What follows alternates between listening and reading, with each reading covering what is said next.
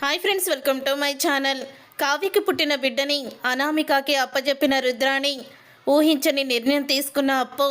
అసలు ఇదంతా ఎలా జరగబోతుందనేది ఈ వీడియోలో తెలుసుకుందాం.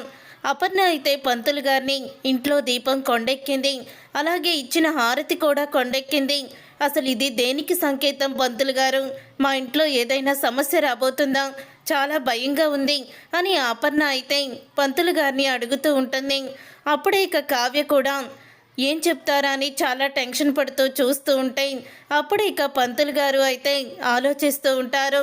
ఇక ఇందిరాదేవి కూడా టెన్షన్ పడుతూ ఉంటుంది. ఇక పంతులు గారు తన దివ్య దృష్టితో అంతా కూడా గమనించి అనార్థం జరగబోతుంది, సమస్య రాబోతుంది అని అంటారు.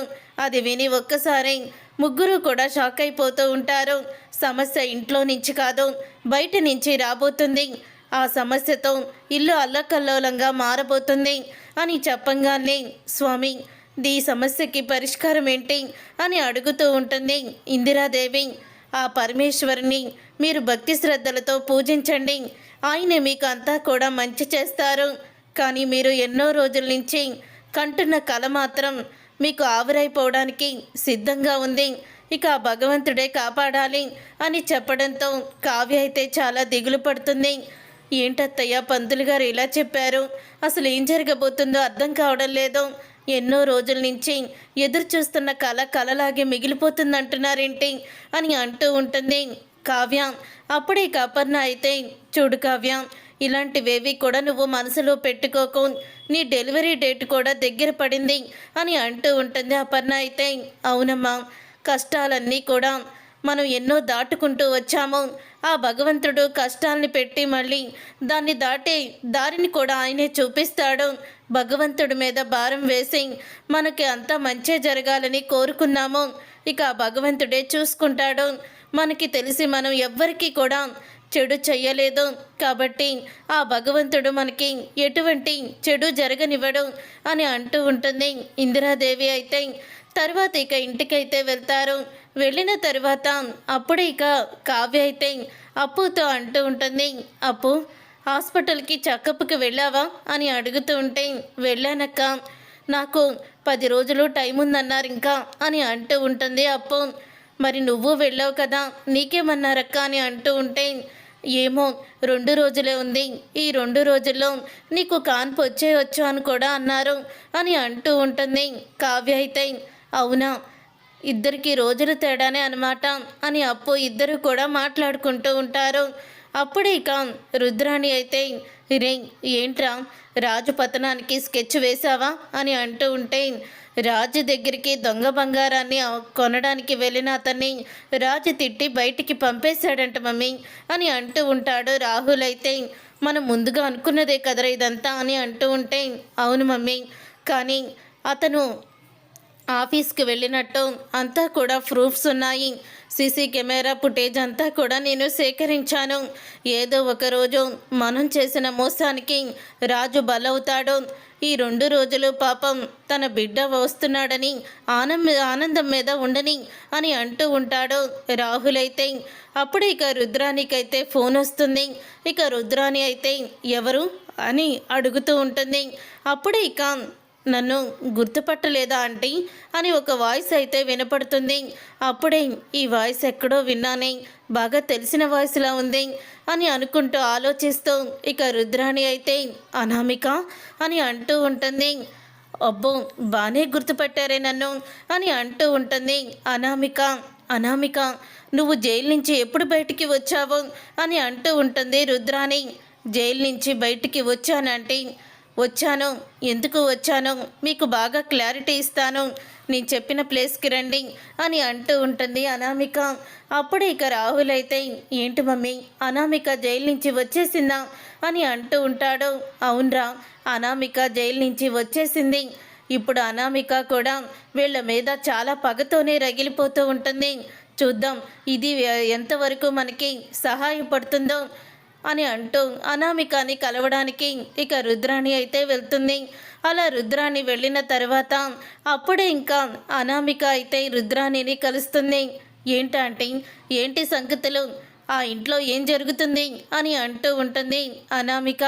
అప్పుడే రుద్రాణి అయితే నిన్ను జైలుకి పంపించాక ఆ ఇంట్లో చాలానే జరిగాయిలే. ఇప్పుడు అప్పు కావ్య ఇద్దరు కూడా ప్రెగ్నెంట్లే. కావ్యకి రేపో మాపో బిడ్డ కూడా పుట్టబోతుంది అని అంటూ ఉంటుంది రుద్రాణి అయితే. అప్పుడే ఇక అనామిక అయితే కుటుంబం మొత్తం చాలా సంతోషంగా ఉన్నారు.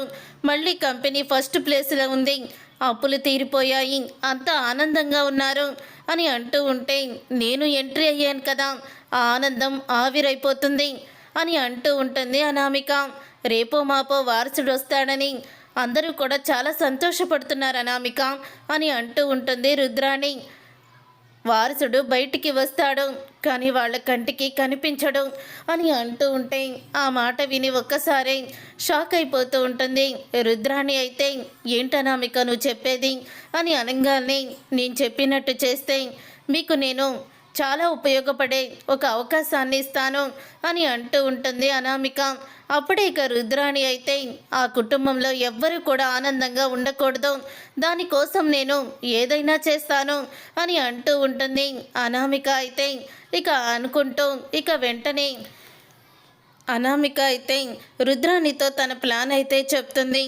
ఓకే అని రుద్రాణి కూడా ఒప్పుకుంటుంది. 2 రోజులకి సరిగ్గా కావ్యకైతే ఇక నొప్పులు వస్తూ ఉంటాయి. అనుకోకుండా ఆ రోజే ఇక అప్పుకి కూడా నొప్పులు స్టార్ట్ అవుతాయి. అదేంటి నీకు ఇంకా 10 రోజులు టైం ఉందని డాక్టర్ గారు చెప్పారు కదా, అప్పుడే నొప్పులు వస్తున్నాయేంటి అని అంటూ ఉంటాడు కళ్యాణ్ అయితే. ఇదేమన్నా నాకేమన్నా తెలుసా ఈ టైం ప్రకారం వస్తుందని అని అంటూ ఉంటుంది అప్పు. ఇక కావ్య అప్పుని ఒకే హాస్పిటల్కి అయితే తీసుకువెళ్తారు. అలా తీసుకువెళ్ళిన తర్వాత ఇద్దరినీ కూడా పక్క పక్కనే బెడ్ల మీద ఇక కాన్పుకైతే పెడతారు. ఇద్దరికి కూడా మగపిల్లలే పుడతారు. తర్వాత ఇక కావ్యకి పుట్టిన బిడ్డ ఉయ్యాల్లో ఉండగానే అక్కడికి రుద్రాణి అనామిక ఇద్దరు కూడా వస్తారు. ఎవరికి పుట్టి చనిపోయిన ఒక బాబుని తీసుకువచ్చి ఆ ఉయ్యాల్లో పడుకోబెట్టి అప్పుడే ఇక అనామిక అలాగే రుద్రాణి ఇద్దరు కూడా కావ్యకి పుట్టిన బిడ్డనైతే ఇక తీసుకుంటారు.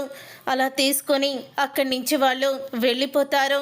ఇంతలో స్పృహలోకి వచ్చిన అప్పు అయితే మా అక్కకి ఎవరు పుట్టారు అని అడుగుతూ ఉంటుంది నర్సుని.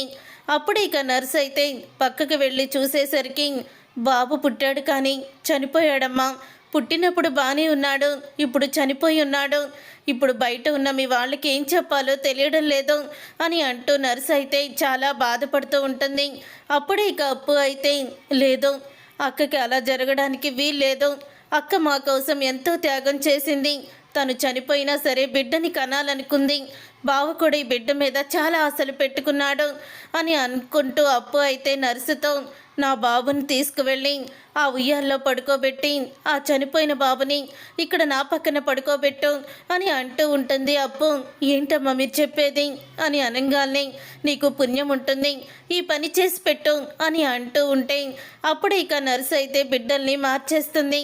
అప్పుడు ఇక బిడ్డల్ని మార్చేసిన తర్వాత ఇక నర్సు బయటికి వెళ్ళి క్షమించండి, ఎలా చెప్పాలో అర్థం కావడం లేదు, కావ్యకి పుట్టిన బిడ్డ బాగానే ఉన్నాడు కానీ అప్పుకి పుట్టిన బిడ్డ చనిపోయాడు అని అంటూ నర్సు అయితే చెప్తుంది. అది విని అందరూ కూడా షాక్ అయిపోతూ ఉంటారు. ముఖ్యంగా రుద్రాణి అయితే అదేంటి చనిపోయిన బిడ్డని కదా నేను కావ్య దగ్గర పడుకోబెట్టింది, అప్పు దగ్గర చనిపోయిన బిడ్డ ఎలా ఉన్నాడు, కావ్య దగ్గర ఉన్న బిడ్డ ఎలా బ్రతికాడు అని రుద్రాణి అయితే షాక్లో ఉండిపోతుంది. చూసారుగా ఫ్రెండ్స్, రాబోయే కథలో ఖచ్చితంగా ఇలాగే జరగబోతుంది. మరి ఇప్పుడు కావ్య బిడ్డ అనామిక దగ్గర పెరుగుతాడా, అసలు ఏం జరగబోతుంది అనేది రాబోయే కథలో తెలుసుకుందాం. వీడియో మీకు నచ్చితే తప్పకుండా లైక్ చేసి ఛానల్ని సబ్స్క్రైబ్ చేసుకొని పక్కనే ఉన్న గంట సింబలపై ఆల్ అని క్లిక్ చేయండి.